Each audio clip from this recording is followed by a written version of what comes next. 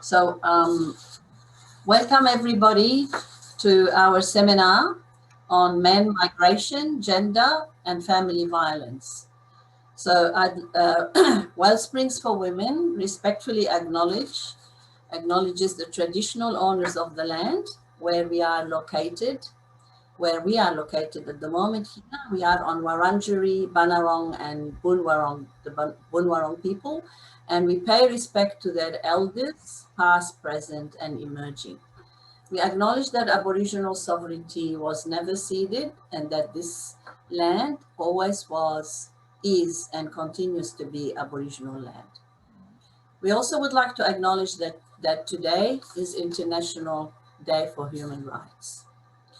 Also acknowledge all the women who have lost their lives as a result of family violence and those whose lives have been impacted by various forms of family violence, and pay tribute to their enduring strengths and indomitable spirit.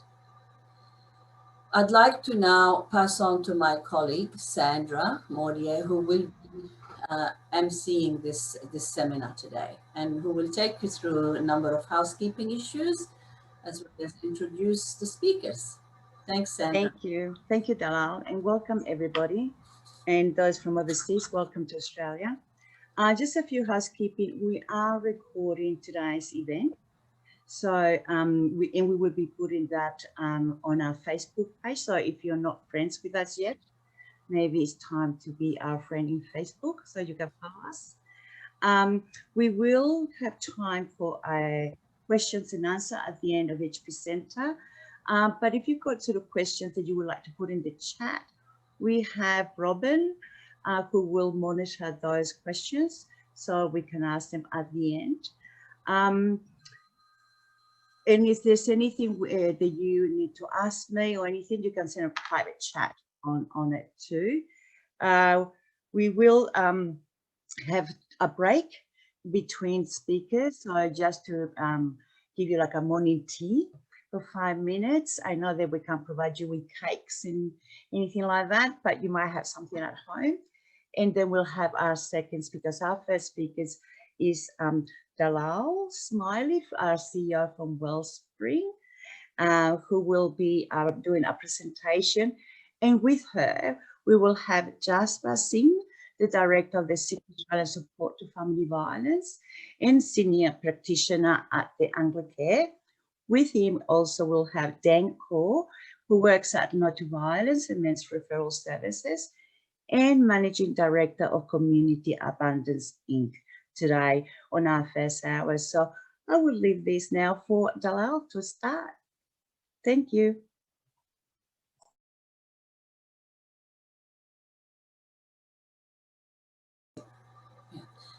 Hi, everyone. Okay, so Wellsprings for Women, as you know, we are a women-only organization. So basically, what are we doing in talking about men's issues? The reason we embarked on that project in relation to research on migrant and refugee men especially, is because when we've been doing work with in prevention, education with migrant and refugee women, they said to us, well, you're doing all this work with us and we get it, but nobody seems to be talking to the men, to our men, and we don't feel like we are the right people to be discussing this issue with our partners or husbands or sons. So we thought, all right, let's have a look who's doing this kind of work. And when we looked at it, and I'm talking about now 2018, when we started, we found out that there wasn't really any programs available to migrant refugee men in the space of prevention, talking about gender equality, talking about what is family violence, what is respectful relationships. The majority of the programs were more geared towards behavioral change programs with men who are already perpetrators of family violence. And that's what initiated us to look into this. And last year, we partnered with Melbourne University to do a exploratory small research to talk to migrant refugee men and ask them about this issue, and especially about what is to them, what is gender equality to them? What is respectful relationship? How do they perceive family violence and what causes it? And how has migration, in fact, when they migrated to Australia, how did they adjust to the way Australia views those issues? What is about how Australia, the gender equality issue is perceived in Australia? How do they see that? And have they adjusted to that? Do they need to adjust to it? What's been the impact on them? So we did a very small exploratory research to begin with, where we spoke to about 10 men from migrant refugee backgrounds, especially if they were newly arrived or relatively newly arrived. So to ask them a series of questions.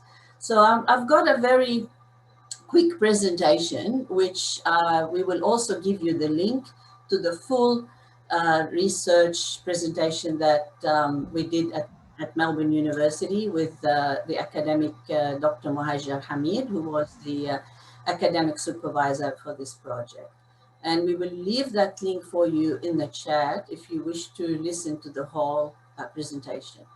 But today I'm going to quickly share it as a background, if you like, to this seminar, and it will trigger the question that I will be talking to. I will be asking those questions to our presenters and our guest speakers today, Jasbir and Deng.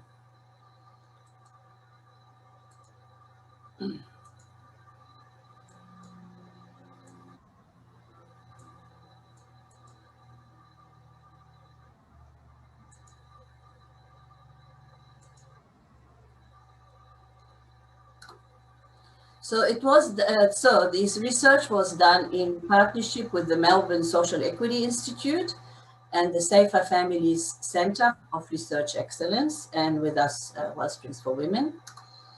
And the aim of it was to get information from migrant and refugee men on how migration has in any way made them rethink their roles in society from the gender perspective. So we collected a lot of quotes and views from the men, and basically I'm going to give you, a very short snapshot. So we asked them about what it was like for them before coming to Australia, and all of them talked about where they've come from, their countries of origin. The men and women have very defined roles and responsibilities. So one said, in our culture and our society, we lived, hang on a minute, where we lived, most of the work of the women can't do. For example, the men is doing very hard job, like physical work, and men cannot wash the clothes in our country. So all of them talked about very traditional roles between men and women. Again, men as the sole provider, he's the protector, and the women were the ones who were in the home looking after the children and doing all the housework, etc. When they came to Australia, we asked them, what's changed for you? What's your view here about what you found? And some of them said that they found that women are more dominant here in Australia because they're more liberal, they have more freedom, they can talk about their rights, they can get a divorce if they want to. And that we are living here, our family is living overseas. We are now washing the clothes, we are making the food for ourselves, for our friends, for our housemates. So they said that the mentality is changing here, especially for the men who actually didn't have a partner, who also felt like being in Australia, they have to rely more on themselves to do things. So what we were interested in the research is to ask the men what has helped in assisting them to adjust to changing gender roles.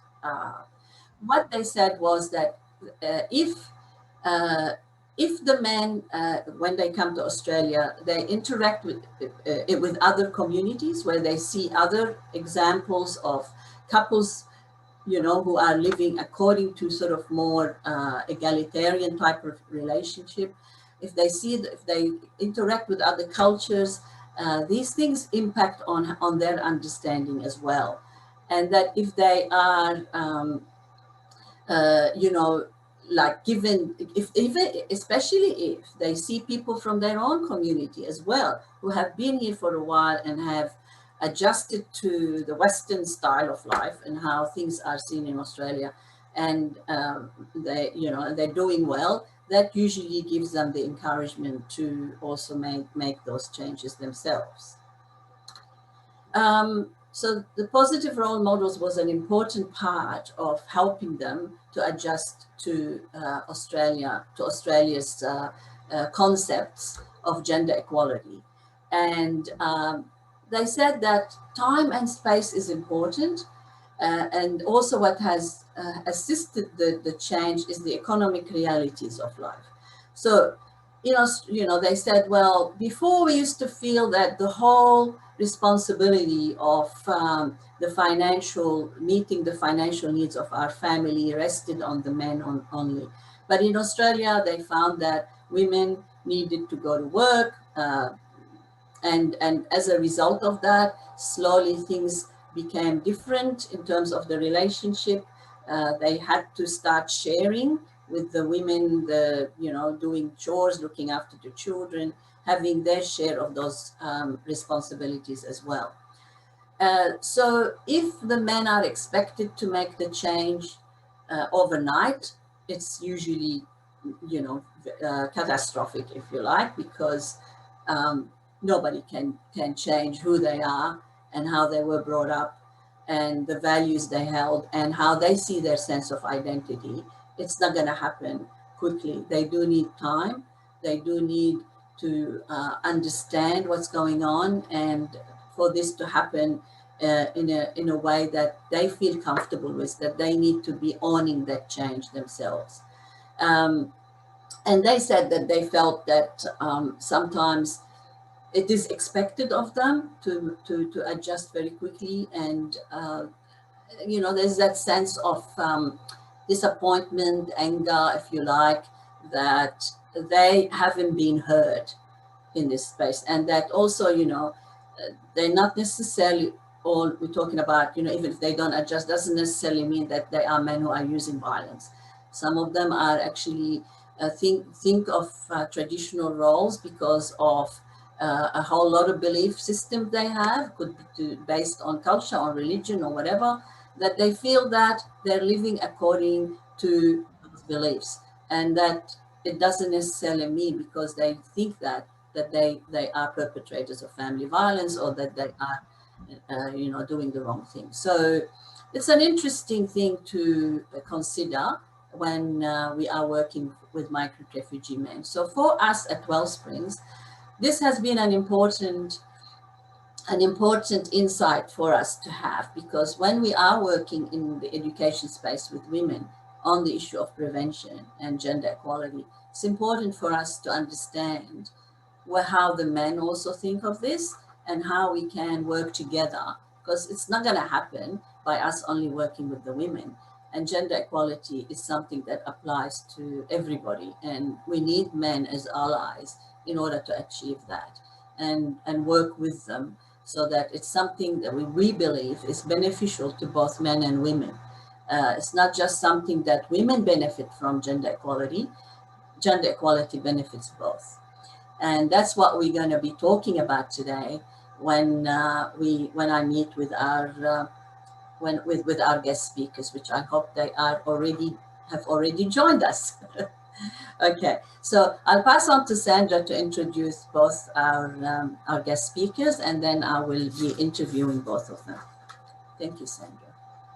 Thanks, Dalal. Oh, by the way, this is the link. It's going to be in the chat for the full presentation on the research. Thanks, Dalal. That's great. And yes, both our speakers are here. Jasbir Suropada is the founder and director of the Sikh Australian Support Family Violence, and also he's a senior practitioner, parent resource coordinator in Anglicare. So welcome, Jasbir. And we also have Deng Kuor, who actually works at the men's no to violence and actually the men's referral service, but he's also the managing director of Community Abundance Inc. Please make both Jasbir and Deng feel welcome. I can assure you that Deng is joining us from Australia and not from outer space. Hi, Deng. You can unmute yourself now. Sorry, Deng. Okay. Okay, welcome. Thank you. I'm very sorry. Yep. That's okay. So welcome and thank you so much for joining us today. And I do have a number of questions for you as a result of also the research that we have done. And I know that you both have been quite active in your own communities and broader community in relation to working with migrant refugee men on issues to do with gender equality and prevention of family violence. So I'm going to ask both of you this question, so whoever wants to answer first. So what is the view in general among migrant and refugee men you come across in your work regarding gender roles and gender equality in the Australian context? Is it an issue at all? Who would like to start? Okay, let me start. Okay, yes. Yep, there is a challenges which nobody can deny, that as a person who came from the patriarchy background, because we came where the man is the head of the family, the man is the head of society, the man is the head of political perspective. So when we came to Australia, because I came to Australia when I was 32 years old, so I was in a position of being adult grown man. One of the challenges is gender equality based, where the people don't know where the power balance of gender equality. So when you came in, Australia is one of the human rights country, one of gender equality based in the mainstream, although even if there is a minority who sits on the patriarchal concept, is still their voice is low, but the female voice is so high because of feminism. So the challenge is, how can we adopt it, that gender equality base? So when I was here from the beginning, I was not interested to support my wife for domestic duty. I was not even interested to help her to change the nappy or drop the kid to school. I was thinking that the woman's job. I should get the job, get the resources, offer the food, and do the major things. But do the things, I was assuming that is a woman's job. And later on, I see the man in the shopping center pushing the pushchair for kids, helping chopping. All the things is going in the brain. When there is no problem, still some people can understand. But when there is a problem, the challenge is very high, very, very high. Thank you, Deng. Jasbir, do you want to? Hi, everyone. Thank you for providing me this opportunity to be part of a lot of learned people here. And thank you, Wellsprings, organizing this. And I hope I can do justice to your time in this gathering. Okay. Now, there are so many factors involved in terms of refugee men, or migrant men in my case. I originally from Singapore. So coming from Singapore is a bit different than coming from India. But I like to say that most of the Indian men or Punjabi men come from India. They are about, I think, make up almost 95% from India. Maybe 5-10% from the other countries. So I find that I want to echo what Deng says, but again, it's easy to blame. I'm going to be a bit of devil advocate, but don't get me wrong. I'm totally for support for women who are abused.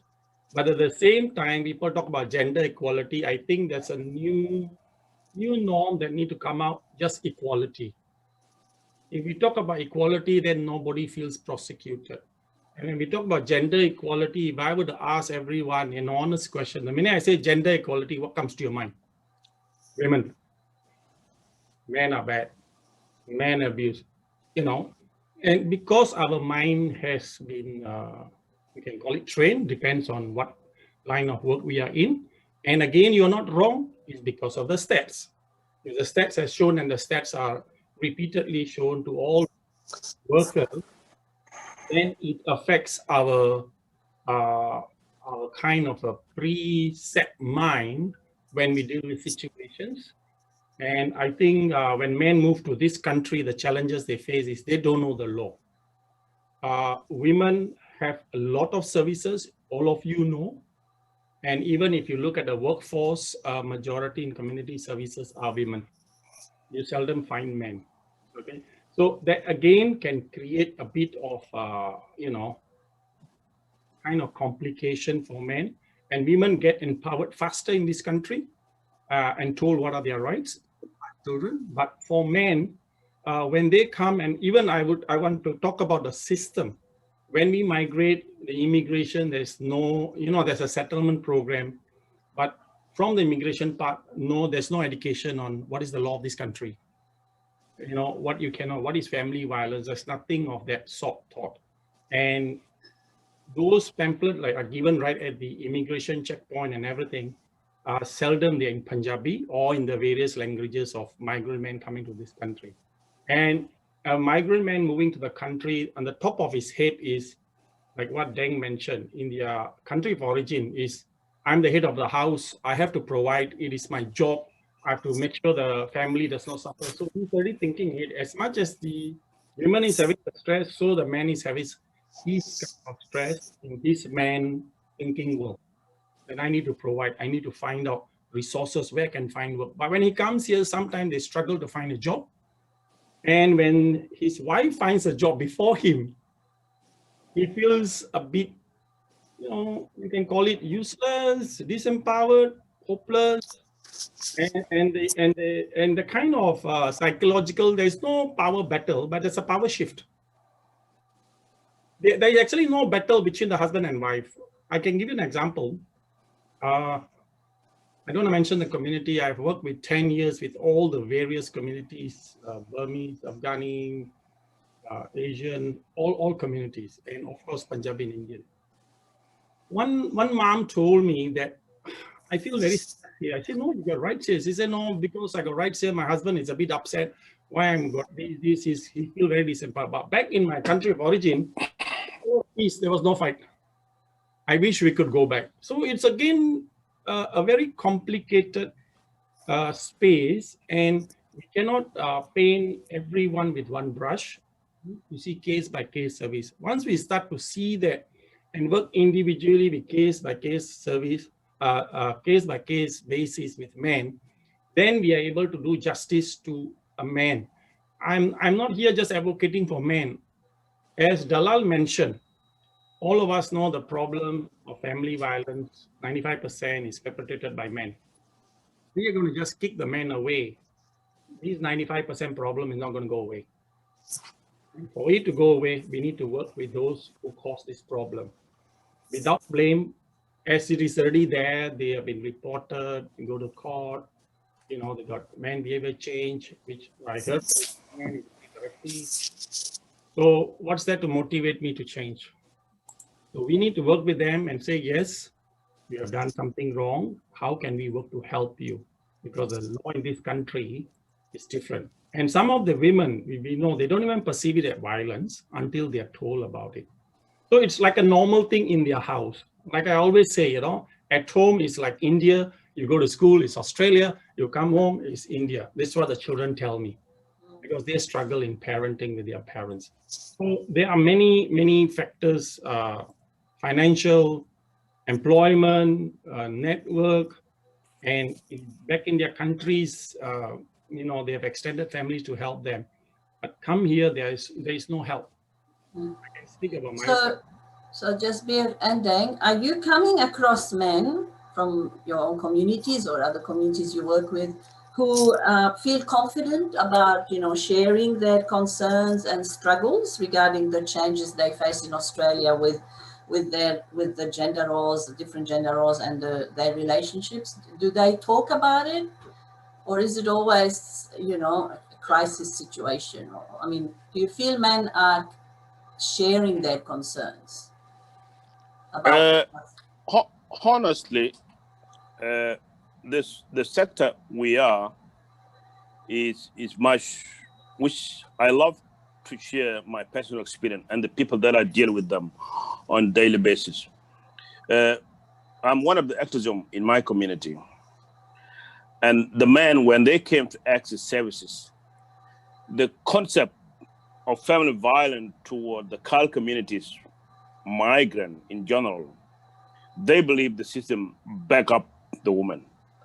But the reality, which the evidence I use, there's evidence outside there, research there. When it comes to the Sudanese community, for example, I know 4 women got killed here in Victoria by their family members. And I'm engaged with some of them in the correction system where I go and support them one-on-one. When we're running a campaign outside in the community, some women, they say, Deng, why are you so concerned about safety of women and children? And you are not a woman. The reality, there is no excuse about what the people say. But the impact of family violence is very high. When we see the reality, it's very, very high. Last week, one of my clients, he came and said, he experienced extremely violent in the house. Although the mother, she's not stable a little bit mentally, he thinks, can we support him to deport the woman back? Or tell the immigration, can you please support the woman back and leave him here because you were the major responsible for her? And I laugh. And he said, why you laugh? And I said, this world is not like where we are. We are in different planets. Australian law is above anyone. When you are coming to Australia, regarding any migrant, is a honeymoon. Very, very honeymoon. When you receive a visa, you are coming to Australia, your life is changed. Socially, economically, physically, mentally. When you are step in, it's still a honeymoon when there is no problem. When the problem came, the police being called, you've been issued with intervention order, 200 meters, you are not allowed to come to visit your house or your kids. This is where the reality came, why I'm here. This country is not my place. What step people need to do? One of them, and we're carrying a couple of consultations, including contact with politicians. In immigration agency, where the Australian embassy is, when the people came to Australia, they should at least give a basic information, education about Australian law in terms of family violence. Because you need a primary prevention. You don't need things to fall apart and come and fix it. Try to put primary prevention. When the people came, they know where Australia sits with family violence contact. So the men have a different perspective toward the Australian legal system. And when they go to court, the question is there, are you guilty or not? When they say, no, I'm not guilty, okay, you need a legal advice. When they go to legal advice, they have to be a free counseling support. And this is where sometimes I took the leave without pay with mental federal service, and I used to share with my supervisor. One of the things, the people who sit in the men behavior change program, one of them, if they have a CAL community members, regardless you're African or Indian or Chinese or whoever, they should provide a free counseling support to let the people understand, we acknowledge your culture. If you came with a patriarchal concept ideology, nothing wrong with that. But you need to understand there is image here. There's impact here with a poor mother or the poor kid who are witness violent or controlling on a daily basis. One of the women from Middle East, I will not mention her, she came here, her husband stopped her not to go for school driving. And she got a friend from Sudanese community where she need to go to CSG, which is, I know a couple you, maybe they know, the Sudanese community support group, where they offer a free driving classes for the people who want to have the L. So one of her friends told her, go to CSG. And the CSG told her, no, we are just focusing for Sudanese community. So they said, you go and see them maybe. And then she came here. And when we have a quick conversation, she popped it up. These things is not acceptable, and there is no excuse. We are a human. Why should you allow her to get her license too? She could be the supporter, to take a part of the lead. And this is where we're talking about the power balance. Mm. So those who are not well oriented with the toilets, yet those who are not well oriented with the toilet system, they think they have right to do the same what they do overseas. And this is where the education need to be done in the sector itself. So the people will be aware where they can sit and what kind of support they can do to minimize the risk of the risk of impact on family violence toward women and children. Thank you. I'm sorry if I talk long. No, thanks, Deng. What comes up a lot when we're talking about gender equality is that many equate it with sameness, like men and women being the same, and a lot have issues understanding what gender equality is. What do you think is the message about gender equality to migrant refugee men? What would be a message that would be beneficial, effective, that won't actually make them feel, sort of threatened by the concept?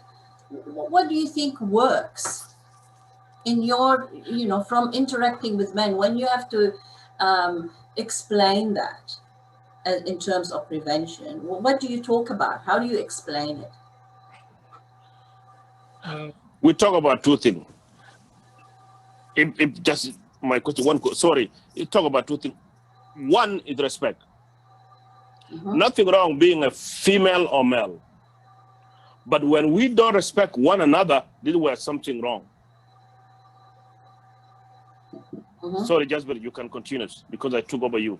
That's all good. All good. Now, there are two questions now. The one earlier and how whether men coming across confident in talking.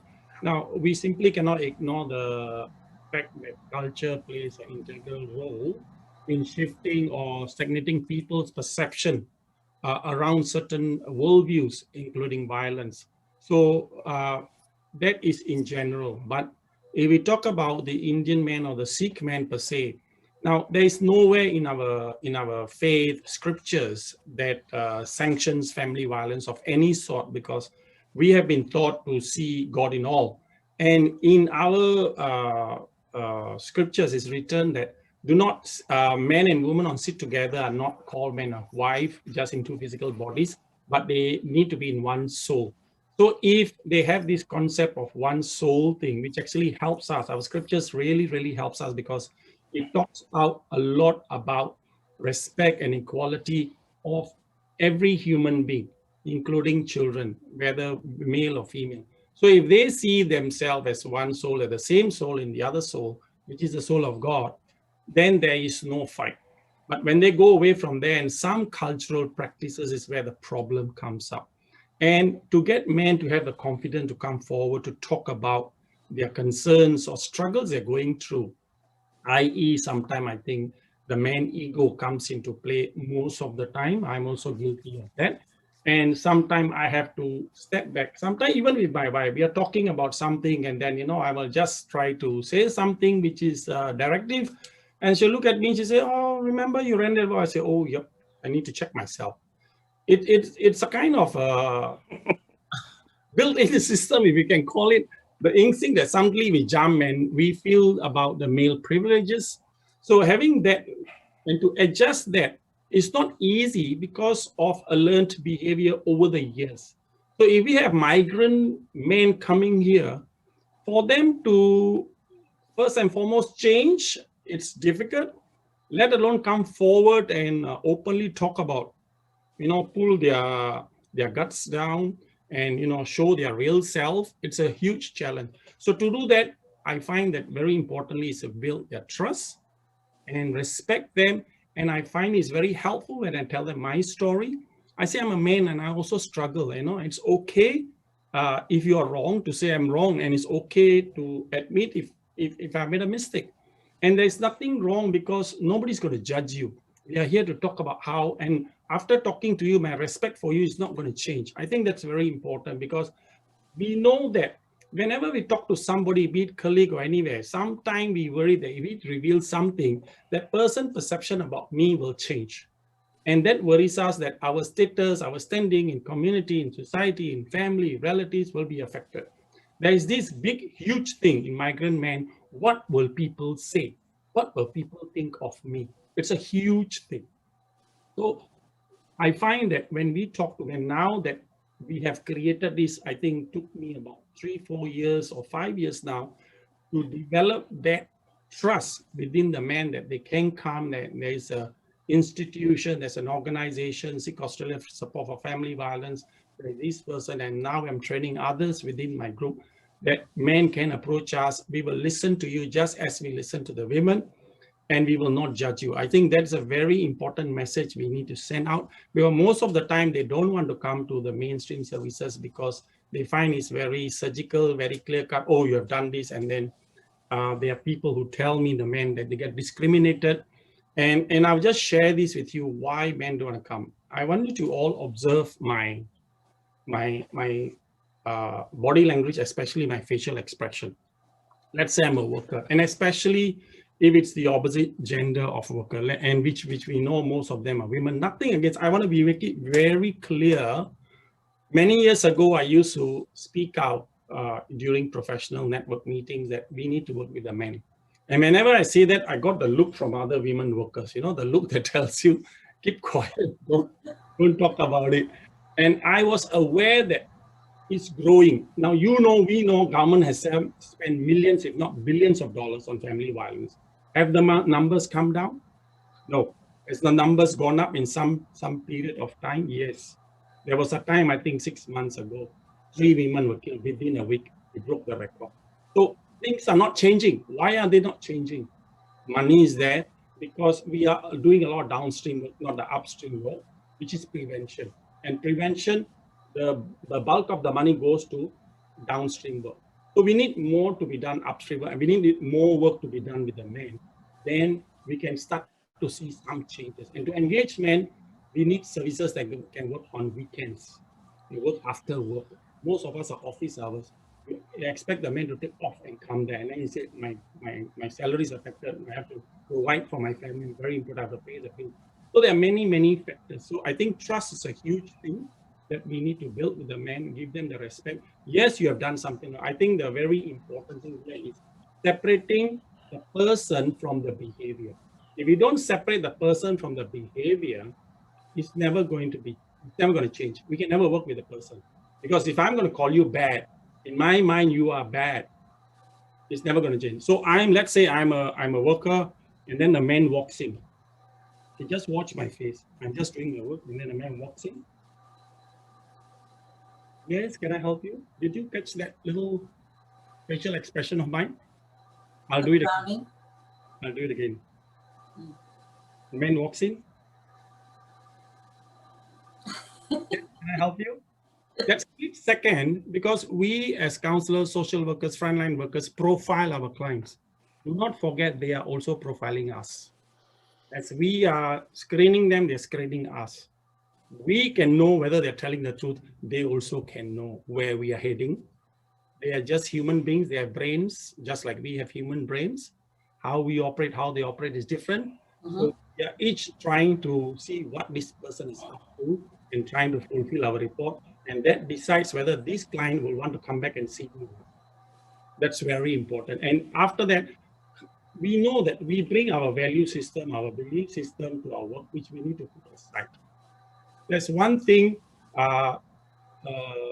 this lady, a Sikh lady, she was in Australia Got Talent. I can't get her name right now. And we were at a gathering of an interfaith gathering, and she said one thing very important. Now, we all know this thing called, you need to walk in my shoes to know my problem. Yes or not? Do we all do that? Now, can anybody tell me, for you to walk in my shoes, what do you need to do? Anyone? If you're allowed to unmute or even put in the chat box. I'll just give you 10 seconds. Can anyone? What do you need to do? I'm looking at the chat box. for you to walk in my shoes, what do you need to do? Just spend 10 seconds. Dalal, I think there's a great learning here. If you can just bear with me. If you like, Jasbir, we could go into breakout rooms later, a bit later, and put that question to everyone. But people will miss because I'll be in different rooms. So I'll give you the answer. People will say, does anyone want to? okay, somebody say listen without judging. So I can say one thing. Some people say understand you, listen to you. All is right, but the only way you can walk in my shoes if you take off your own shoes. We don't take off our own shoes and we try to fit into my shoes.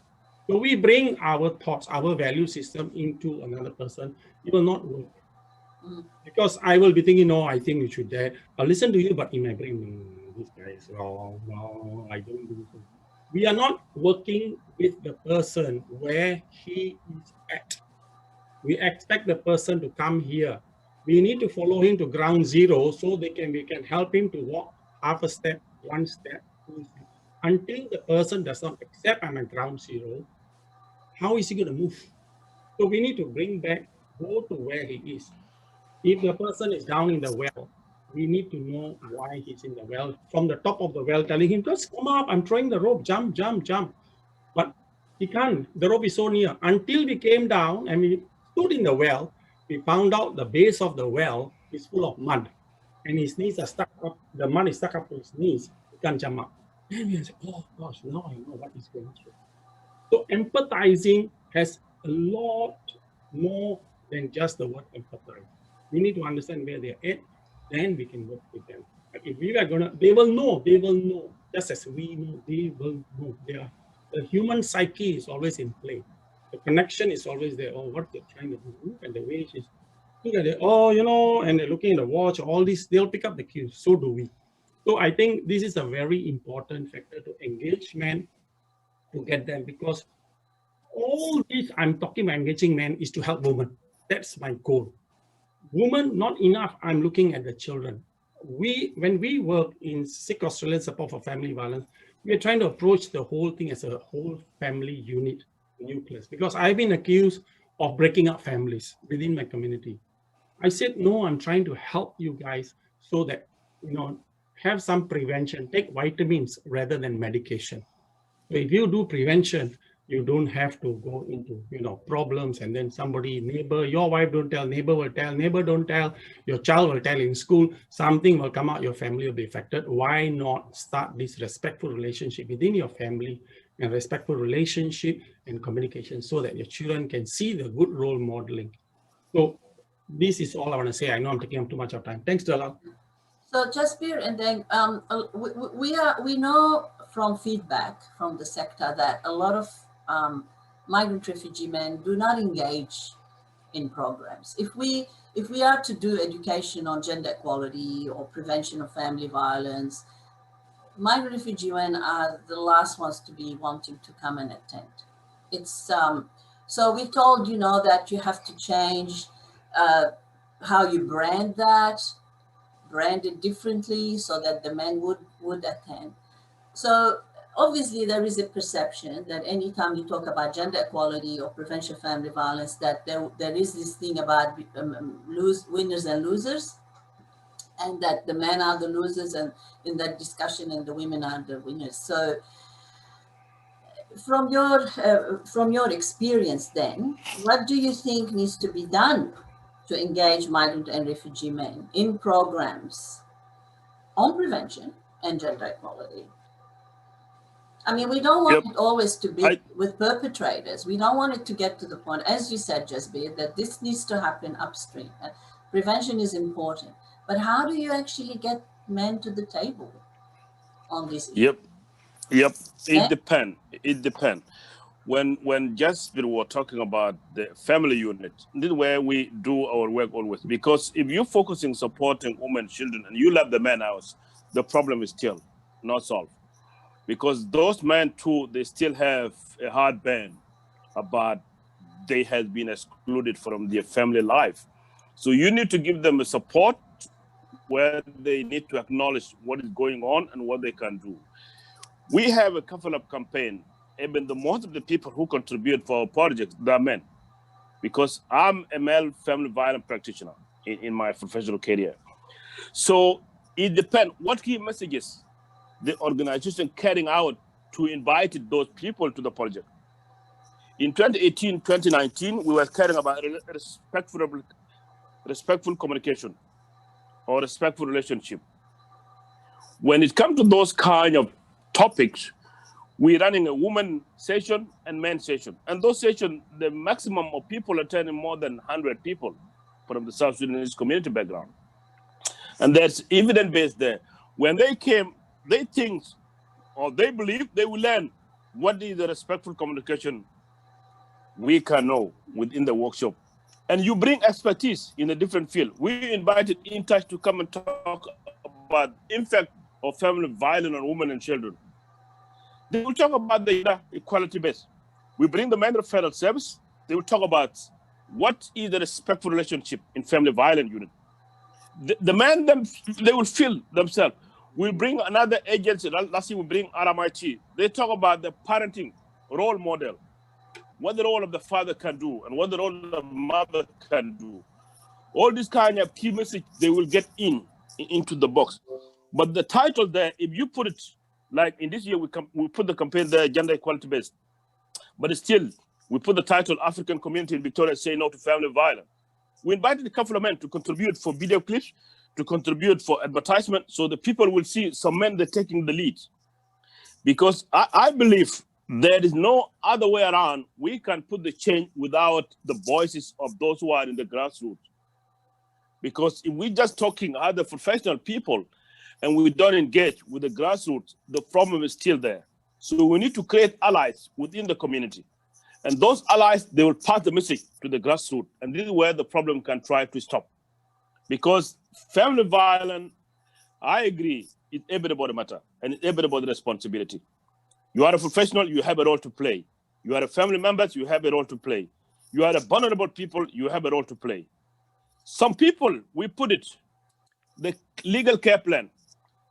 If you don't care about your love, you don't care about your children, the way they can carry the violent behavior on their life during their growing, you need to care about your legal care plan. Because when the thing fall apart and the police involved, and child protection involved, man referral involved, women shelter involved, the thing fall apart. There'll be no any cigarette inside there. And this is where a lot of people, they think, I need to do more work to respect my family, so we cannot expose it, what the people know about us. So let us think about this. And we have a lot of feedbacks. We have a lot of feedbacks from within the community. We work, 99% of our clients are from the grassroots. Yep. So it's about key messages, the hook that you need to use to bring them in. When they come in, they will come and see another image within the group. That's good. Thank you. Jasbir, did you want to add to that? Yes. Now, when I started, when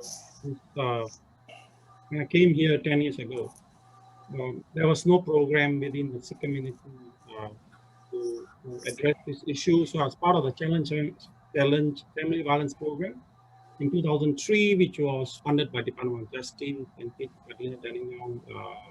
Council did it together, and faith leaders were trained for 2 years. I took what they gave me from the PowerPoint and started running, and we all got together and created a resource. And we quoted scriptures from all the different faiths in that resource material that speaks out against family violence. And after that, I started running programs, and initially people pushed me back because there was a word violence there.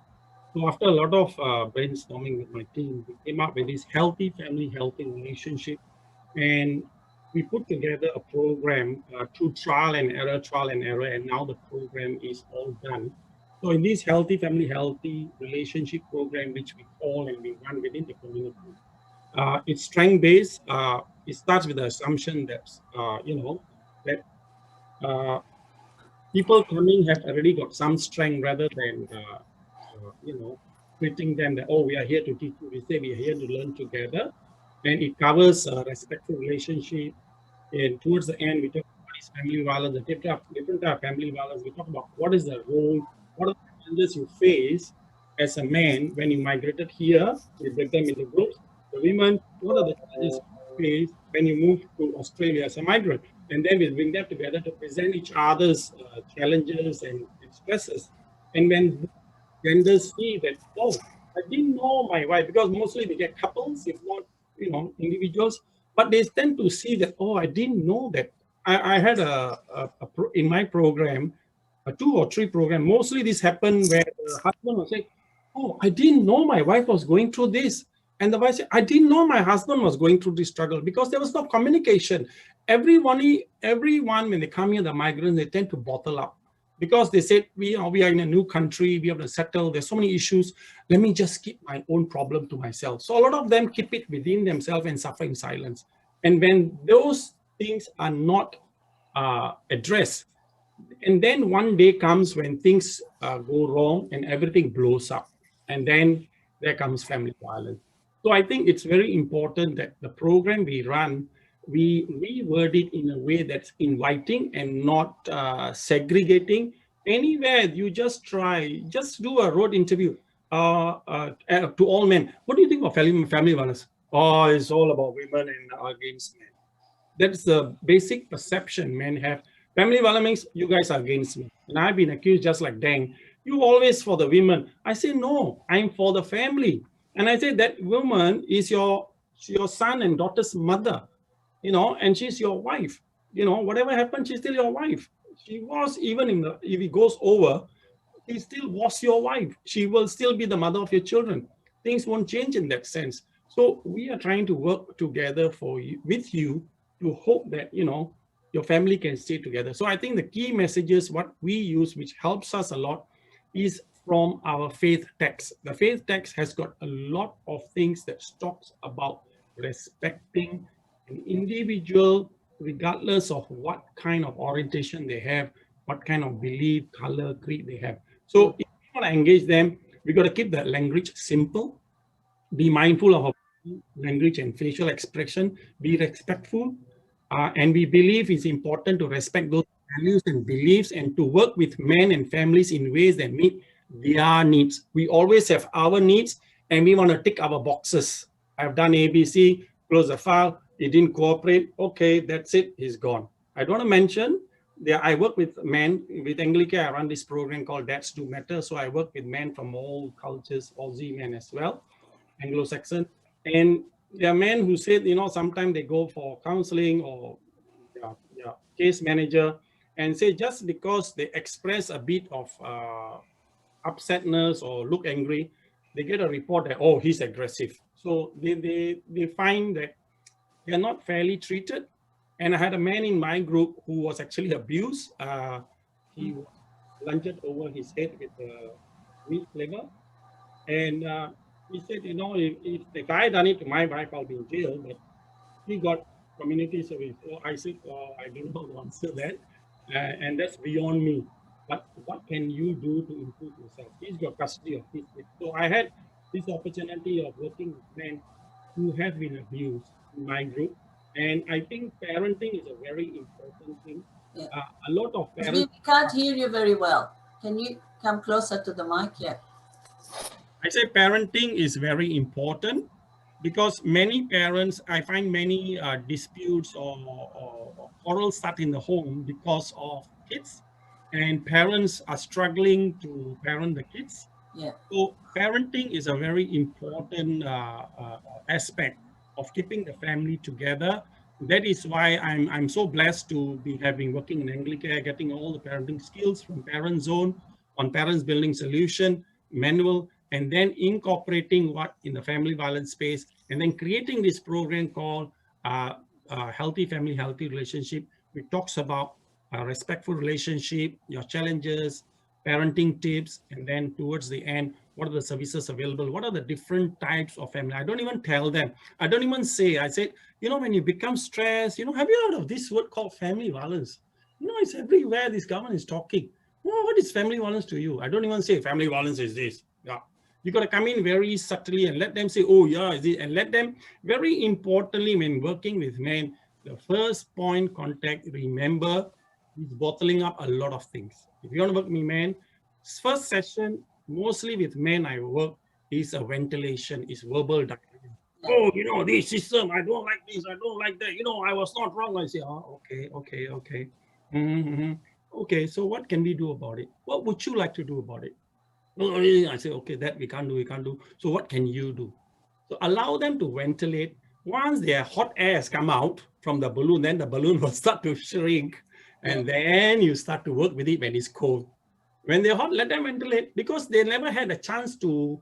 And I asked them, you know, how did you feel? Oh, you know, thank you. At least you listened to me. You didn't judge me. You know, I want to apologize. I had a lot of this in my head. It was affecting me. But after I poured out, I felt better. So I just, you know, they were respectful of me, but I allowed them to, you know, vent out their frustration. Once that frustration is out, then you can work with the person. If the person is carrying the frustration, that's in the front of his head. Whatever we are talking is going to be blocked. It's just like somebody is hungry, has not eaten for a week. You say, oh, sit down, let me counsel you. The person in the mind will say, shut up and just give me food first. No, give me, fill my stomach. Then I will listen to you. My immediate need, if the immediate need is not met. So that is why we got to work with clients to meet their needs first, and then slowly get them to meet what is needed across the board, so that we can have a win-win situation, and acknowledging their positive things, looking at their strengths, identifying, oh, so what are the good things you have done? Let them talk about it.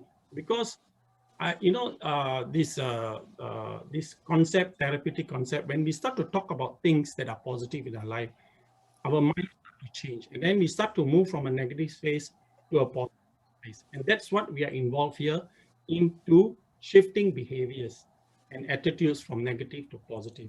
So it's a process, and very importantly, be transparent with the men. And it is about sharing power and not power over. Most of the men feel their power over rather than work and treat them as equals with whom we share part of our journey. Workers need to respect the strength and skills that men already have, and then tell them, I know, because their anger and ego is the one at the front that's blocking everything. Yeah. Once it is moved, things will be better. Thank you. Thanks, Jasbir. I want to add. I want to add a small message to the people. I can't remember the question there coming up. Like, why is Robin? What I guess from the big agencies, and this is where I'm very proud to acknowledge the no to violence. They try to simple themselves to the grassroots. Those big agencies like Why Ruben, if they can try to make those key messages to the simple language and have a partnership with the grassroots agencies who are engaged with the community themselves, the message would be powerful. Because those people, don't forget, some of them, 99%, like I'm struggling to run a workshop like this in the Zoom, because the people that are engaged with us, they don't, some of them, they don't have email. Some of them, they don't know how to operate the Zoom or Team View or all this kind of thing. The only way they can have access is just face-to-face, where they, so you need to make the language very simple, because not everybody have ability to read and write English language, in particular the big terminology. The simple terminology, or turn it to the local language, or invited one of the community members who are well oriented in those kind of things to present the key messages. So we'll make the message simple, and we'll twist the attention of the audience. Because when you are carrying it, some of them, they think, oh, this research was done by mainstream. I think we are not a part of it. Or this thing maybe go to the white people. I'm not racist, but I'm telling the facts about the feeling of other people. So these kind of key messages, the main big agencies need to understand how they can minimize themselves a little, or involve those small who are doing the simple work under the grassroots. Yeah, thanks. I do want to ask you a last question, because we're running out of time for this session, your session. What do you think the role of religious leaders and faith leaders in relation to this? Are they helping or are they hindering? I want to say we can't say either or for the Sikh community, because we are still new in this space where the Sikh community is concerned, and Indian community. And I think they are not hindering, they just do not know how. Like what Deng said, always the funding goes to who? All the big organization. And then they engage us, we do all the work, they tick their boxes, they submit, they get more funding. We get nothing. I mean, very honest. I'm very honest. And I have been running the past so many years with money out of my own pocket. I have given Uber to earn extra money so that I can run the organization apart from my work, on weekends, many years ago, but I've stopped like many years ago now. But the point is, we don't have funding and we are dealing and we work on weekends. I'm still a volunteer in my organization. I don't get paid. I work a full-time job, and yet I'm trying to, help the men or women and the families within the community. So very importantly, it has to be, like Deng said, simplified. Get community involved, get the faith leaders involved. And like if I can go to the Gurdwara and talk about family, I've done that. And I find that people listen. And we are now looking at training the priests in the Gurdwara, the Granthis, so they can, during the sermons, because they cannot not say it, because it is written in scriptures. Why do you call woman bad who gives birth to woman and give birth to all the generation? Without the woman, there'll be no one at all. You see? So remember, from woman, man is born. From woman, everyone is born. Without woman, there'll be no one at all. It's written in the scriptures. Hence, we need to respect women. And the same God exists in women, everyone. So if I'm going to pray and I don't respect women, then I'm a hypocrite, because they are also creation of God. So faith leaders have a role to play. They are playing roles, but right now I would say there is not enough being done to engage them. Number one, there's no funding. I come back to funding again, but we are still doing without the funding over the years. We have been doing a lot of work, but if we can do at the scale of what we are doing, other organizations are doing, believe me, within a year, we can achieve a lot, because the funding does not go to the grassroots community leaders. They're not trained. I repeat, the funding goes to big organizations and doesn't reach the ground. That is the reason I said in the beginning, millions of dollars, if not $1 billion, have been spent on family violence. All those who have been working in this industry for many years, have the numbers gone down? Some will argue, yes, because more are coming forward to report, that's why the numbers are high. Agreed. But since the numbers have been high, and we have been aware for the past few years, have the numbers gone down? No. Men's suicide has gone up. Do you know men commit suicide more than women? I'm not discounting. Everyone is important. To me, every human being is important. Every animal is important. Men's suicide happen. I just need to find the research where I heard someone speaking once. He said that men, I stand corrected because I don't have the data to back me up, but they said that men and women, after family violence case, the women tend to commit suicide a year later. Help me, Hala, you are good in this research. I'm not, so I stand corrected. But men commit suicide within 2 weeks. Because for a man, the minute they get the IBO, they're thrown out of the house, their whole meaning to live has gone.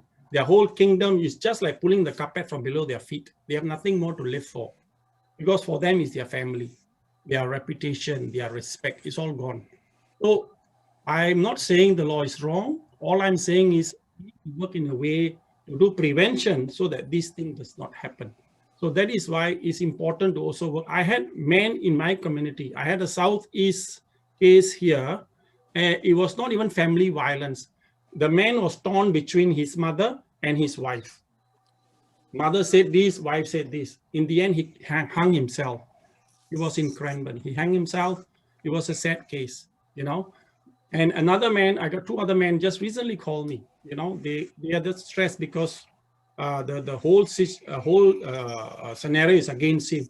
And it was later proven that he was not wrong. Child protection was involved. And child protection then agreed, yeah, actually, the wife needs help. But he was so stressed, and he was talking about suicide. So where does he go? Who can he talk to? And when he sleeps in the car, he gets checked with police. And he told me when the police came and checked with him, asked him why he's sleeping, he said, because my wife quarreled me, she told me, get out. If not, I'll call police. So he said, I don't want trouble. I got a little baby, my son, I'm so happy. In the car. Police come and check. I think the neighbors saw somebody sitting in the car. Neighbors are concerned about crime rate. Police check and they say, why are you sleeping in the car? Say, no, I quarreled. And the police officer lady actually laughed at him. He felt so bad. I said, you can report and complain. He said, no, nobody will believe me. So they will bottle it up. So how are we helping? And then the only way out for men who are suffering, they will just end up committing suicide. And that is very sad. So we have to look at it as a wholesome thing. That's why I say above gender equality, let's talk about equality. Of course, equity is very important, and equality across board for women, men, and children. Thank you. Thanks, Jasbir. Deng, do you want to finish off? Yep. Responding? Yeah, I'll add a little bit. Thank you for touching the point of the funding. Funding is the issue, very big issues. Even the small amount we are running these services, in my point of view, they're coming from the Office of Women. And I hope if there is somebody from the Department of Justice to listen to this, they need to do more works in supporting the CAL community grassroots in terms of funding, because the funding, we can say we are lucky. We are in Victoria where we have a space, and we are lucky. We now have more than 62 people who listen to our voices. Some state, nobody talk about this, and that is one of the privilege. I agree. We need to do more advocacy, and politicians need to put more attention. We are not going anywhere. How the CAL communities, we are growing, and we pay tax equally. We deserve also to be funded. We never ask. I believe if the Indian or Jampi or Punjabis has $1 million, we never. If we had more money, it would be 100,000, and we never get it. Sometime. So we just had 50, 60, whatever, to do what we do. When the people coming for workshop, these are the key messages that the people need to carry out. So you have a right to raise your voice to the system. You have a right to call the police if you feel that you've been abused. In the church leaders where I came from, yes, most of our activities is running in the churches, because the church leaders, they are the key allies toward community abundance. Even in our team, I have more than 4 church leaders. We trained 6 of them. I had a mediator for family resolution, and they've been accredited by Department of Justice. I had the legal mediators in family resolution. Unfortunately, there is no funding to support them for what they are doing, because some churches, they believe there is a problem, and that problem should not be supported in family destruction. What we need to do to make the family, although as a family violence practitioner, I don't recommend mediation, but if they choose to do that in a peaceful environment and they believe it can support them, they can do it. But in the work we do toward the passing information, all sessions, we're running them in the church space. So all the partners and where our referral came, they came from the churches, 99%. Because had the people sit here with the CAL community or different looking place, sometimes it's not easy to convene the mainstream. When we're running a couple of campaigns in 2016 early, I went to Migrant Resource Center, simple example, to ask for partnership if we can have a space to do what we think to do. The first question to mind of the person who was welcoming me, he thought I'm a client, I need help. I tried to tell that I need the manager or the person that I can. No. We don't. You need to write the reason why you are here. And I feel this is not a good space for me to be here. These are the key messages. If you want to contact any people who sits in the bureaucrat system, it's not easy to get in. It's not easy to get in. So it's another challenges toward the passing the message. But for the Sudanese community or African community, 99% of our allies in the grassroots are the church leaders. So some of them, we give them a basic training, and there is allies within the church space to support what we think. Because if you're talking in the church there about love and caring, and some of your congregation is still using violence in their houses, you are a double pace, in other way around. So the respectful in family life or respectful communication in family life is very important. And there is a couple of things that need to do to create more allies and pass the message in a simple way. Thank you, Deng. Thank you, Jasbir. There is a lot of questions in the chat rooms about what we're going to do now is, and before we go to the next session with Hala Abdunnoor, we're going to have 5 minutes in the breakout rooms. And in the breakout rooms, if you could all discuss together what you have what you thought of the presentations today. Some of the questions that have come up could be also discussed in the breakout room. So anything you like to discuss in there, please feel free to do so. It gives you some opportunity to have a chat together with other people in this seminar. So we will now go to, Holly is going to put you in your breakout rooms, and we'll see you in 5 minutes. Thank you. Cakes and things, and talked about all the questions that were asked. We have our second speakers. It's my pleasure to introduce Hala Abdelnour. I'm not sure if I'm pronouncing it right. She's the founder of the Institute of Nonviolence. She's highly qualified and experienced consultant and professional trainer with a specialist skills in family violence, intersectionality, and diversity and inclusion. Please welcome Hala. Thank you. So I just want to begin by acknowledging the traditional custodians of the land that we're on. We're all on different lands, and even those joining from Canada are on native lands of traditional custodians. So I just want to acknowledge all the traditional owners and pay my respects to elders past, present, and emerging. It is the World Human Rights Day. I do this every day anyway, but I think it's particularly important today to think about the violation of human rights that have taken place, that continue to take place on this land, and acknowledge that sovereignty has not been ceded. I also want to acknowledge those who've lost their lives as a result of family violence, and particularly today being the last day of the 16 days of activism, following the International Day to Eliminate Violence Against Women and Children.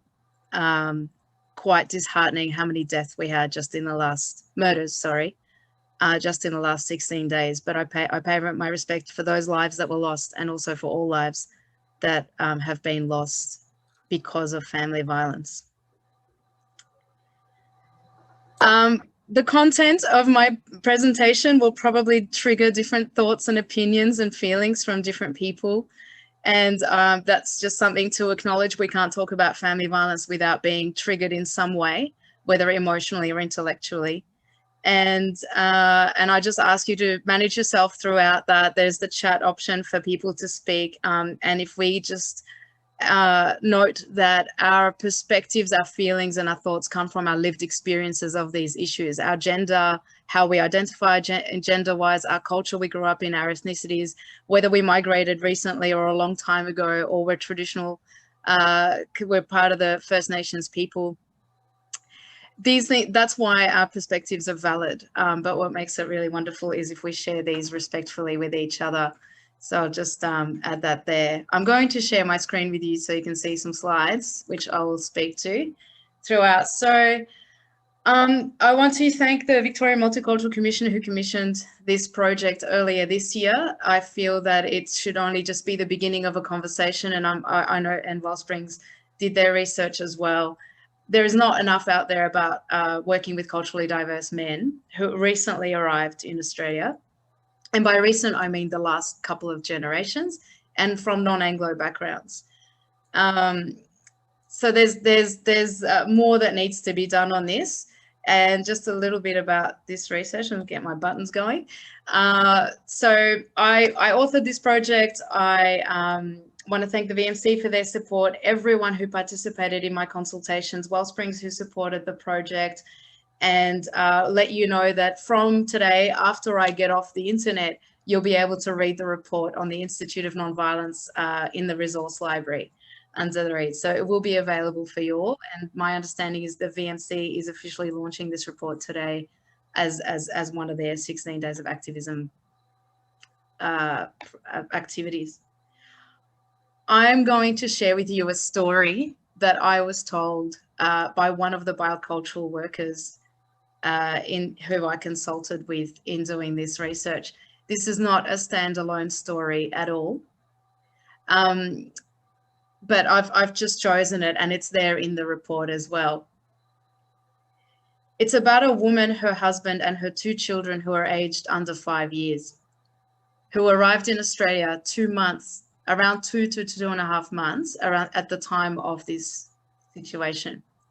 Their English language was very limited, and they were housed in regional Victoria.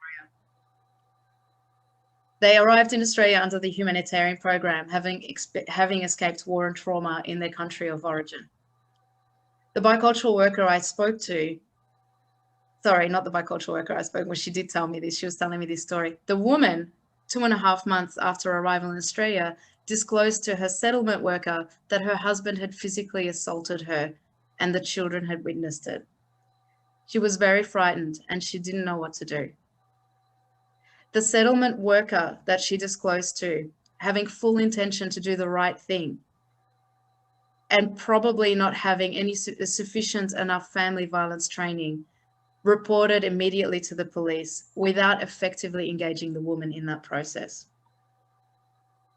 The police applied a family violence safety notice immediately, which excluded the husband from the home.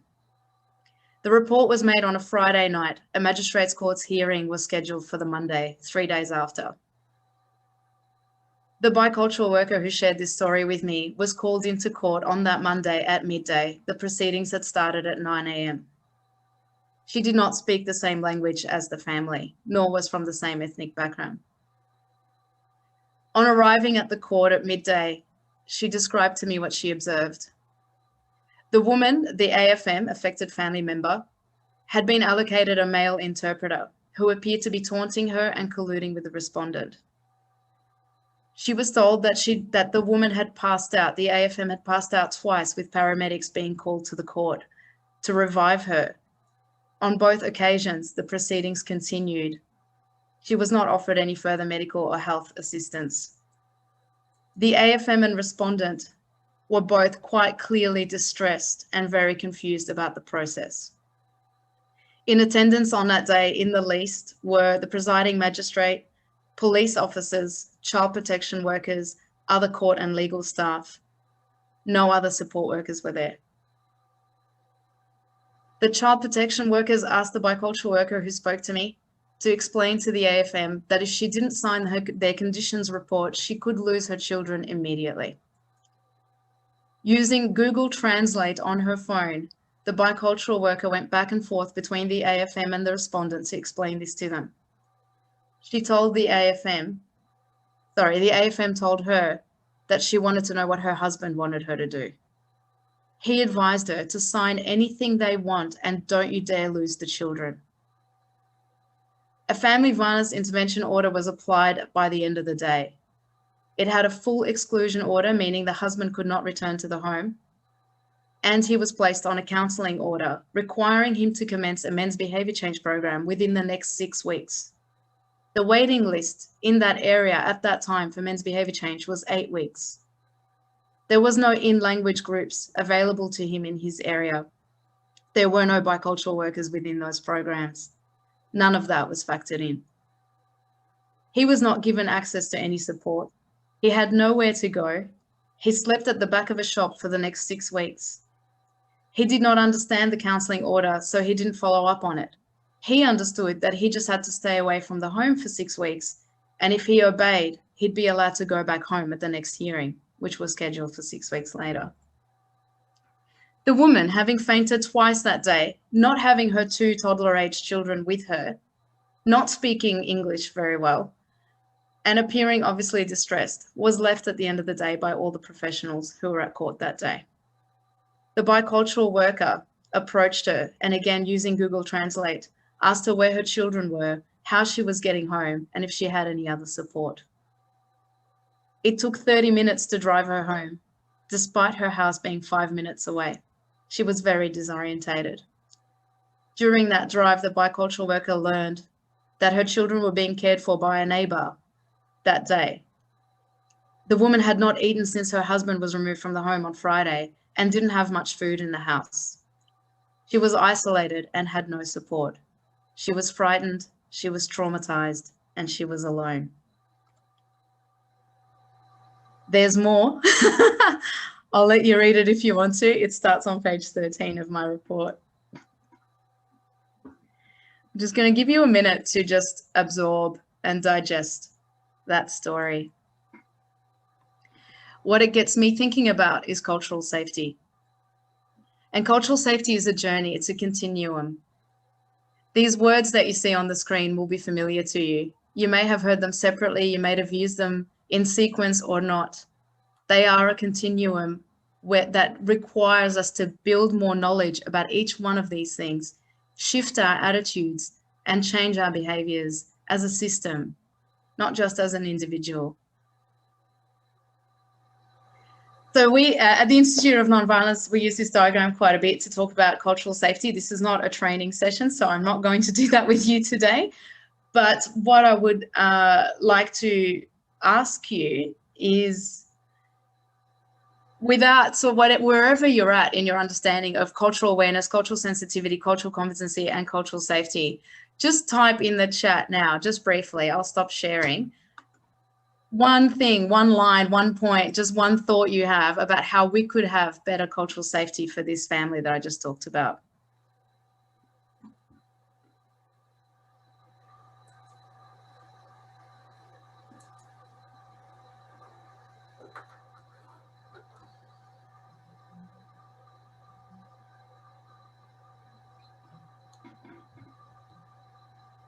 Yeah, asking the woman. Informed consent was certainly missing on a number of occasions.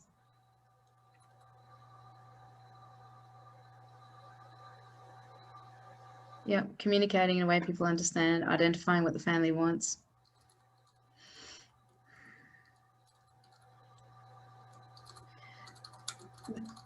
The interpreter that was there did speak the right language. It was just that he was a male and hadn't understood family violence very well. So the issue with the interpreter is he was colluding, and the bicultural worker ended up having to do that work. Yeah. If you missed the story, it's in my report, which will be available on my website later. So lots of people doing trauma-informed practice. Yeah.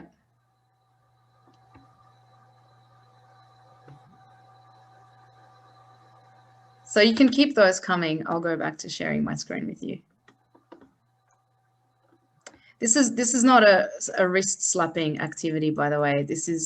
I chose to share this story with you. Over a 3-month period, I heard so many stories, and it was doing them justice was very difficult, but I've done my best to do these justice and to summarize the findings. So I hope that I'm getting you to just think about how multifaceted this is. One of the other things I tried my best to do is reach as far across Victoria as I could. So the yellow dots give you an indication of where I got to. The major locations that I did consult with, and I do again thank everyone who participated, because I know that people, particularly in the multicultural sector, did say that they had consultation fatigue and did feel a bit disheartened that they get consulted quite frequently but don't see much outcome from the result. And if that story just gives you an insight of what I heard and what I listened to over that time, it gives you an idea of what the workers in those areas are dealing with on a daily basis. So what I want to say about that too is that the stories were alarming sometimes across the board, and what it highlighted is there are some things that are actually quite specific to regional Victoria.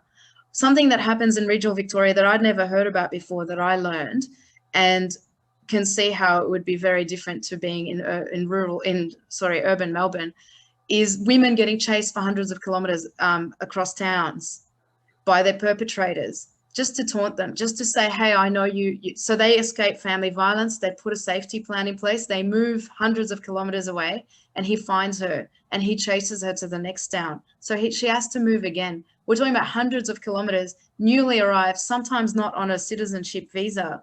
This is a very costly, let alone frightening activity, and all the other things that come up with that. She doesn't get to build her social networks. She doesn't get to have the worker that she works with that supports her. The resistance encountered by bicultural workers from Victoria Police in regional areas was a little bit remarkable. I was told a number of times I didn't get a response until I went to the station with an Anglo-Australian who was fluent in English. The lack of awareness or collaboration between multicultural sector and the mainstream sector, particularly around regional Victoria. There was almost no knowledge of what multicultural services exist by those I spoke to in the mainstream. And that's largely because there aren't that many, but there are some. And you know, it's just that thing of where we operate in silos isn't helping really. And the newly arrived men who are using violence, who have their own experiences of trauma. And if you do read the rest of that case study, you'll understand a bit more about that man's experience in himself. The system re-traumatizing men and leaving them homeless does not do the victim survivors any justice. It doesn't do that man any justice. It doesn't help that family. These are some of the, these are the people that participated in the project. So majority not-for-profit, split between the ethno-specific multicultural service and mainstream providers, mostly family violence specialist services, but also I spoke to drug and alcohol workers and mental health and generalist community health centres. And just noting there that the almost, well, actually exactly double were female to male in terms of the practitioners. That probably speaks to the sector being having so much more females working there. And just over, so it was almost half-half, just over were bilingual workers. You can see that I also consulted with government representatives, just general people in the community who found out about my report and said, I want to talk to you about what happens in my community and my family, and 4 academics from across Australia were interested in this as well. So these are us taken out of the report. So you can have a look at those. These are some quotes from participants that speak to the different areas that we chatted about and the different issues that came up. What I want to highlight is that participants across multicultural and mainstream sectors widely reported that men who use violence who are from a culturally diverse background, and by culturally diverse, we're talking about non-white, non-Anglo, and non-Western Christian in many cases, did not feel that men's behaviour change was relevant to them and were very reluctant to participate in it. The family violence specialist sector is founded on an Anglo-centric worldview and view of family. And that is what's deemed to be the norm in Australia. Anything outside of that is not normal. So it becomes inevitable for practitioners within those spaces who fall into the mainstream dominant culture in Australia to misinterpret a perpetrator's resistance to program as resistance to behaviour change, rather than consider any existing cultural clashes, any power differentials. So if we go back to that diagram I showed you, that continuum is embedded in a system of power dynamics, power imbalance, and cultural safety is about reaching a power balance, equality and equity. And that currently does not exist, and that is impacting everybody's participation in programs, particularly men who use violence, who are from different backgrounds. Their cognitive constructs and their worldviews are not Anglo-centric, and they're not factored in at the moment in the process. And it's not just about family violence and gender. Gender is universal. I just want to make that clear. Men's relationships to women, that's universal. But cultural nuances come into play, and experiences in how you use language, in how a professional works with a client when they approach them in their service, in how we communicate about family and about other things. That's my perspective so far. These are the key points that came up that are affecting, look, you'll notice I'm not saying the word CALD, it's there, it's the government and federal state accepted term to refer to people who don't follow the white Anglo-Saxon Protestant model. I find it very othering and alienating because I think we're all culturally and linguistically diverse, but that's the term there. So key points affecting newly arrived families in particular, and those who may have come under a humanitarian program or have experienced some kind of trauma before arriving in Australia, or in the process of arriving, or immediately post-arrival.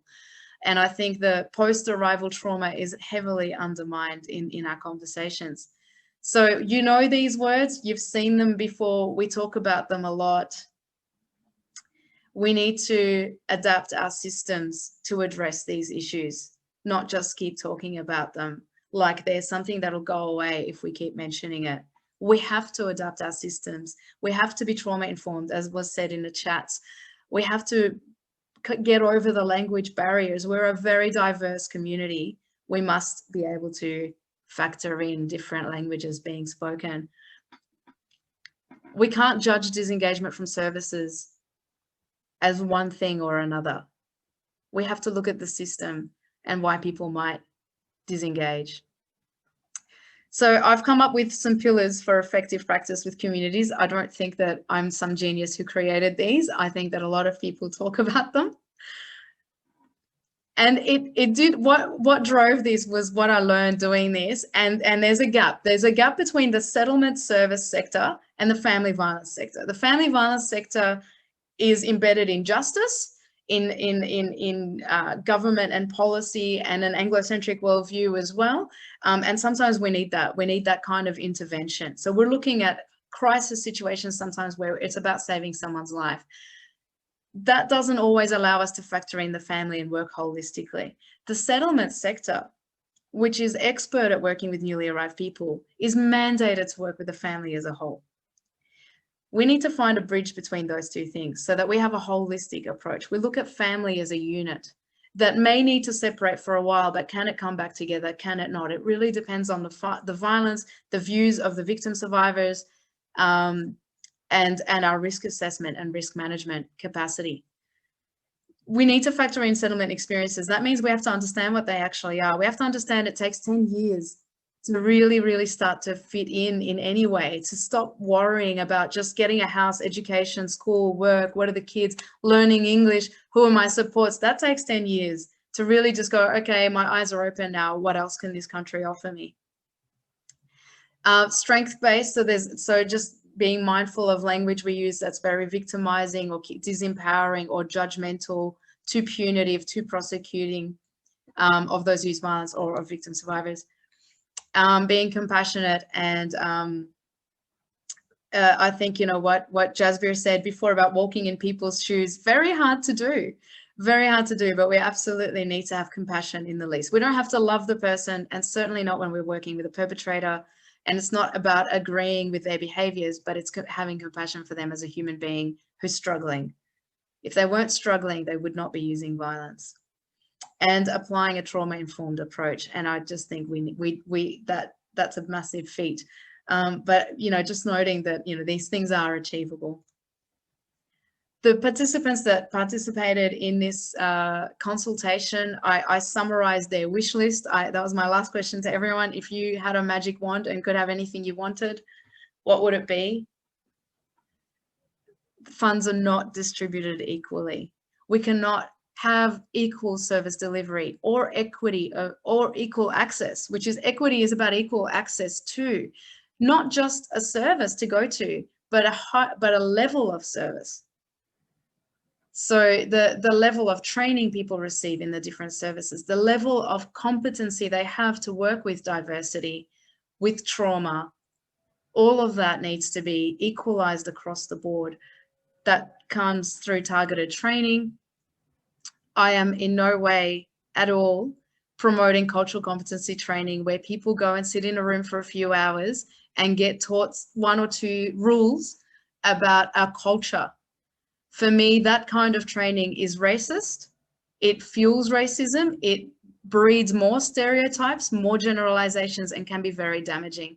Cultural competency should be about you reflecting on yourself, how you're triggered, what gets in your way when you're working with diversity, and how you can overcome that and how you can manage that. So no matter who walks in the room, you understand yourself very well. You can manage yourself so that you can provide that person an equal type of service, or actually refer them to somebody else who can, because you recognize you might have a block. So that's the wish list there. The recommendations, they are unpacked in the report, but this is a list of the recommendations. It speaks very much to everything I just talked about, which is having representing the multicultural space, the settlement services and the multicultural and the bicultural workers as family violence specialist workers. They're not currently, but they need to be recognized as such and given the same level of training, because they are dealing with some very high level crisis situations with not sufficient training. The practitioners in the mainstream being better at, well, just being more inclusive. There's a lot to say, being more inclusive, more trauma informed, and just creating more meaningful partnerships. We don't have to reinvent wheels and stuff. We've got so much out there. There's so much wealth of knowledge and strength out there. It's just about being more creative systemically in how we come together, share the resources, secondments, those kinds of things. There's so many ways that we can actually, we don't have to train everyone to be an expert at something. We just have to know, build our networks so that we can know which expert we need in that moment and work together, which is what we're aiming for. The family violence reform in Victoria is all about collaboration. And embedding inclusion is actually that diagram I showed you before. That's going to be a systemic process.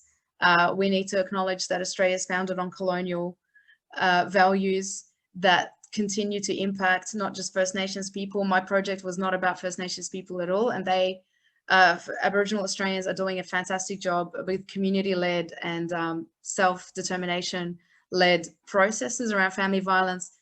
We need more of that for multicultural communities as well, because it's working well. It works well when you go somewhere and you feel represented and the person understands you. So that is the summary. Those are my details, and I just came out of my details. I have no idea what happened in the chat room while I was talking, but I'll hand it back over to the moderators.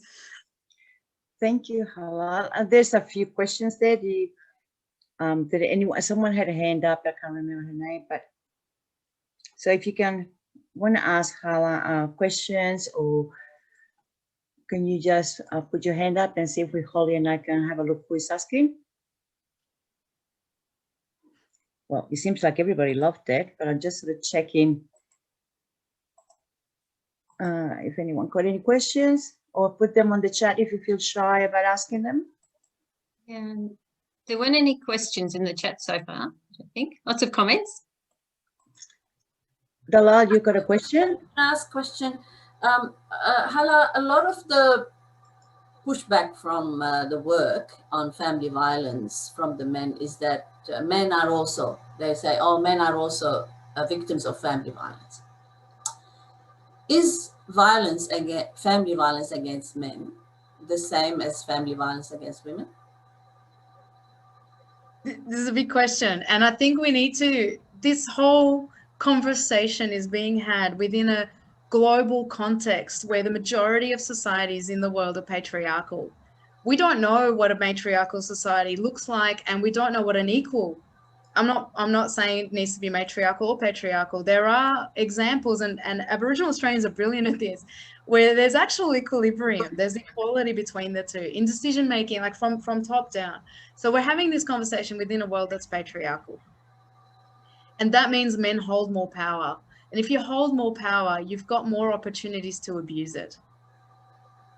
If you're white, you've got more opportunities to abuse that power, that privilege, because it's also a racist world where white holds more power than everybody else. We can't exclude these things. Heterosexuality holds more power over other sexualities. Cisgender identities hold more power over others. So who are these men that are victims of family violence? Who is the perpetrator against them? Statistically, we know it's often men as well. When it's women, there's a strong link between that and self-defense or mental illness. It's not that, you know, we can sort of unpack all of it. All I know is that when women use violence towards anyone in their family, they are using it within a system where they are oppressed because of their gender. When men use violence, they might have experienced trauma, they might have a mental illness, they might have all sorts of things, drug and alcohol, all these things which increase the severity of the violence. But the driver is gender. The driver is the belief that I'm on top because society says men are on top and men make decisions, and men let women make decisions. They let their wife or partner or daughter or whoever choose what we're eating, where we're going for a holiday. Men say that all the time. Start talking to them if you haven't yet. And I know there are men in this room that have said that to me, you know, that will admit this, that will speak out about that. Oh, I let my wife, you know, and there's this moment of going, oh, I just said that out loud, because it's their power to hand over. Would be interesting to hear from Jasbir and Deng on this. Is Deng still there? Jasbir, did you want to comment on that? I would say yes. And also another part is not just let, because for me, seeing my wife happy makes me happy. Like for me, she was a kinder teacher. Now she's working in this space with me, helping me. And for me, it's, you know, it's a daily thing, like making coffee for her. When my other, you know, Sikh friends, they look at it, they say, what are you making? Yeah, I say when she comes back from kinder, she's tired. You know, I tell her, put her legs up, I massage her feet, make her a cup of coffee. Oh, they, you know, they give me the, oh, okay. Even if they don't get started, I can see their facial expression that, oh, this guy is spoiling the market, you know, kind of thing. So I say, it's okay. I said, you know, if your wife is happy, she'll keep you happy. And if you're happy, you'll keep her happy, and the children will be happy. Because in a family unit, any one husband, wife, or children are affected. Everybody's affected because we live together. If my children are, you know, we call it misbehaving, it will affect me. If I'm not good, it will affect my wife. My wife not good, it will affect me. So it's going to go as a whole family. It's going to affect everybody who lives under that roof if somebody is not happy. So keeping everybody happy is important. And yes, they do say, yeah, let you do. But I find that for me, where I've reached a state is the more you can do, I'm happy. I told my wife, you can go as high as you want. You can earn more if you want. You know, I help her, you know, supported her in a degree, and she wants to do more, go ahead. So that I say I can retire. I'll do the house cleaning and everything. I like to stay home, cook, clean, and I love cooking because I think it's therapeutic. So this is something we need. And believe me, men love cooking. It's just nobody has created that opportunity for them. Again, I said, as much as any research is out there, every individual is going to be different. If I get 1,000 men together and put up a research and say, this is a theory, I've come up with this, my research, it still does not represent the other 20 million men out there. It's going to be different. Yes, we base on research and theory, and I totally respect that. But again, we cannot paint everybody with the same brush. Every individual got to be approached differently according to the merits of their situation. Thank you. Yeah, I can add a little bit. There's no doubt about what Hala said. There's the reality. All society, the men have more power to make a decision. But the message is this: are we doing respectfully or not? You can, if you are using that power in a respectful way, I guess there is no problem. But if you are abusing it, this is where the problem comes. And this is where we talk with the mainstream. When we see the simple example of the funding process. So it looked like the mainstream where they're enjoying a lot of funding. And when you come to see how many people from the CAL community have access for them, you'll get no comparative toward those who are really engaged with the people who don't have funding. But the good news is this: those who are doing it, they have passion about it. They choose to do it.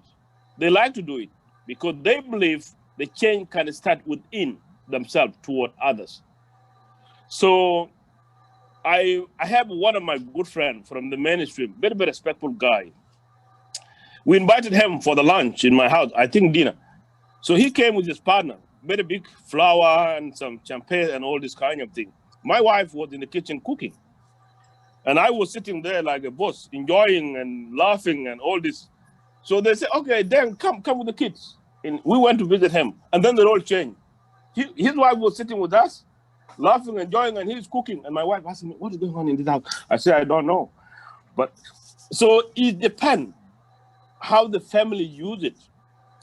If they respect themselves and the person who doing what he's doing in a respectful way, and other person happy about it, let us do it. And I asked him, what is going on? Why? He said, Deng, I know you were going to question about that. This our culture in this house. Always when there's a visitor, I'm in charge, cooking, preparing, everything. And my partner sit there and welcome the visitors. And nothing wrong with that. They're happy about it. They're enjoying it. In African social environment, the woman have to do, because if the woman, she will feel shame if the man is sitting there saying. So it depends about the way we pass the message. If we do it respectfully, I guess there is no other problem. But if we abuse that power, this is where it's meaningless, regardless who is in charge and who is doing the message. If we're abusing others, no good. I think there's one thing that's really important to add to what Deng said, and that's who decides whether, if you're in a position of power, one, respectfully holding power is to share it. And two, if you want to know if you're abusing the power, you have to listen to the people who are telling you that you are. You have to listen to the people who have less power. And if they say you're abusing the power, then you are. If they say you're not, then you're probably sharing it respectfully. The person holding the power can never know truthfully if they're abusing it or not. It's a received thing. If I am raised from the day I'm born, every comment ever made to me was, "Oh, you're going to be a good housewife." I don't know any young boy who grew up around me who was told you're going to be really good at running a household one day, right? So how am I meant to think that I can be more than that unless I break out of that social norm and then live with the judgment about being a woman, not wanting to do that? Men don't have those shackles around them. When men decide, oh, I'm going to help more at the house, and it's help more in the house, they're praised for it, as Anna Cameron's mentioned that in the comments. If you get praised for doing women's jobs, but women get judged for doing men's jobs, there's not equality. It's not, then you can't say, oh, well, it makes it very hard and very sensitive to judge how we are in society and in public spaces and how we speak about these issues, because we're coming from a place that's like this. The equality, if I could separate my hands more and fit them in the camera, I would. It is not an equal society. Hello, I've got someone that was really keen to ask the question before we finish. Kasim? Azim? Yep. Hi, everyone. Good morning. Can you hear me? Good morning. Yes. Yeah, morning. Thanks so much for lovely presentation. Presentation everyone has had. I've got just one. I'm Kazim. I'm from Perth. I've been working in this sector of community services, working with refugees for the last 5.5 years. With the Red Cross at the moment, I'm with the Save the Children, and I've got Afghanistan background, right? Based on my experience, my comment is. For a while, let's stop working with women and inform them what your rights are. Let's talk about men and teach them what everyone's right is in the family, right? That approach, I think it'll help, because men are the one who makes the decision at home at the end of the day. Let's teach them what is unfair, right? What is illegal in Australia when you abuse your power. Let's teach them. And I believe in that term saying, let's train the trainer, right? Let's train the men of the family what is family and domestic violence. If they change their mentality, and if they take off their shoes for a couple of minutes, right? And they easily, the second step is walk in their wife's shoes. The problem is they still, they need to be informed.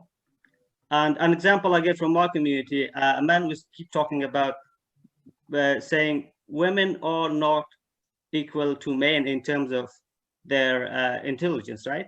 I said, this is a question. Let's put a question. This guy has failed doing a driving test 3 times, right?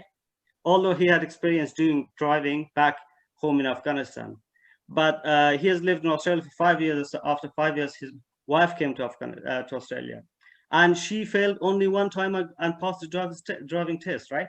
Oh, like this is a good example. Think about it, that men and women, they have ability to run their life or the intelligence level. I could a little bit, at least what I could do to this guy, at least sort of bring a question to his mind that what he believed in. I think let's talk about, let's train the men of the family. Number one. Number two, all the time when I attend these sort of workshops, service providers, they're talking about a funding problem. What is the reason that we cannot get enough fund for the cold communities? And I don't know, because I've never had opportunity to talk to government people saying why we cannot encourage them that working with cold background community, especially about domestic and family violence. This is such an important topic, right? It's such an important thing. We have to work on it to prevent the worst in the future. Let's get some fund. Why we cannot encourage the government to put more funding in these sectors? I don't know the answer. That's why I'm putting this question. Thanks so much. Thank you, Kaz. So Hala, that was part of your recommendations. So let's hope the government listens to your recommendation and adopts them. Jasbir, you wanted to say? I just want to add in extension to what Halal and the other gentleman from Perth mentioned, because they kind of disappear from the screen, so I can't remember the name.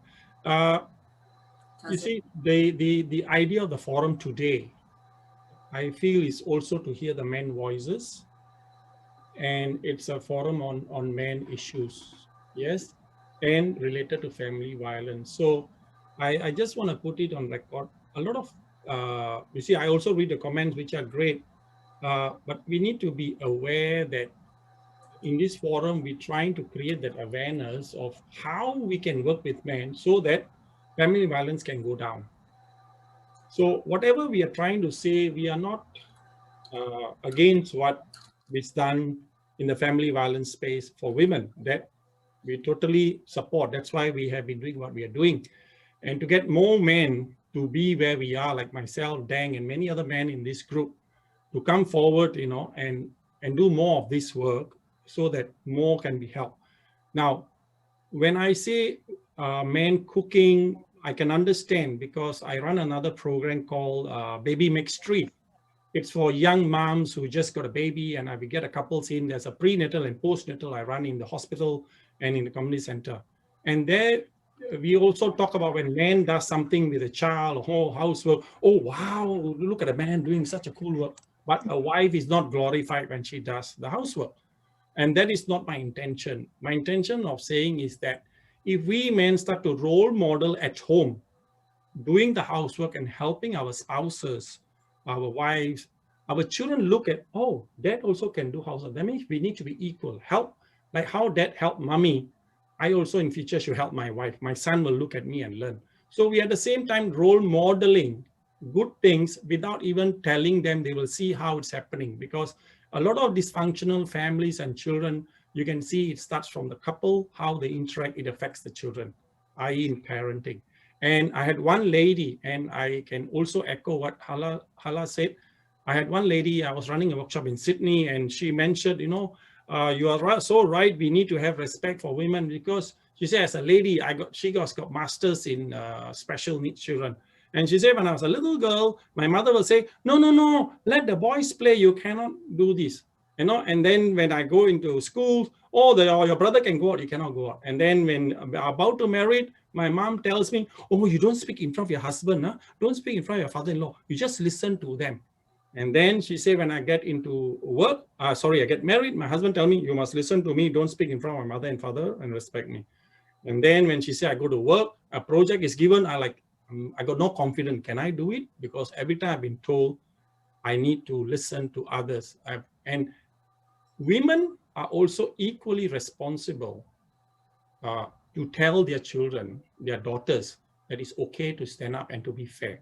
Because culturally, some moms will tell their daughters, no, no, no, no, you cannot do this. And then they grow sorry.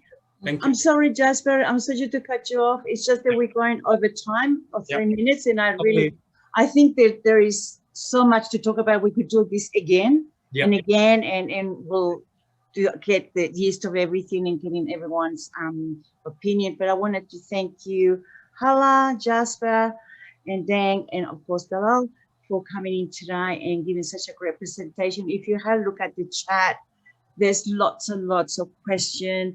There's a lots and lots of comments to the discussion. So we really appreciate it. And I'm so sorry to cut it short. I know that other people have to go to other webinars and other meetings. So thank you, everybody. And we will just let you know that we will be sending you the monkey survey for you to fill in, and just to let us know how you, to give us more of your opinion and further, what do we do next? I think there's a lot of questions still not answered, and what can we do to improve the work towards working with men and women in the CALD community. Especially I love how you put in the cultural awareness continuum, and I think it is all that reflection that we need to do, and I think I have a lot to reflect on today. So thank you, everybody, and I really appreciate your time. Thank you. Thank you. Thanks, Everyone. everyone. Thank Bye-bye, you. everybody. Bye-bye.